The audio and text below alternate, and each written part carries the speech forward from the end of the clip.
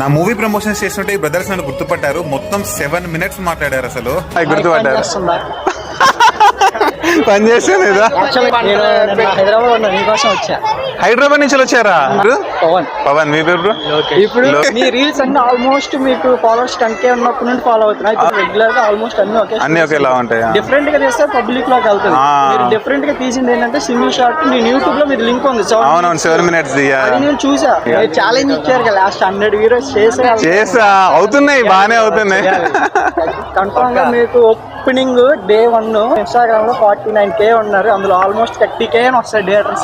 Public talk తో cinema ఖచ్చితంగా cinema బాగుంటే ఇంకా వస్తుంటుంది జనాలు. నేను ఖచ్చితంగా ఎందుకంటే ఆ 7 minutes కాన్సెప్ట్ ఆ కాన్సెప్ట్ గానే మీరు క్లిక్ అవుతుంది cinema. Thank you so much. అక్కడి నుంచి వచ్చినందుకు నేను చాలా హ్యాపీగా ఫీల్ అవుతున్నాను. టికెట్ తీసుకొని కూడా వచ్చింది అయితే టీవీకి వెళ్ళాం. Okay okay. ఏంటి పవన్ మిండి ఫేమస్ డైలాగ్ ఉంటది కదా, దేవుడు అక్కడ ఉండడు మనలోనే ఉంటాడు. అలాగే నీలో కూడా ఒక దేవుడు ఉన్నాడు.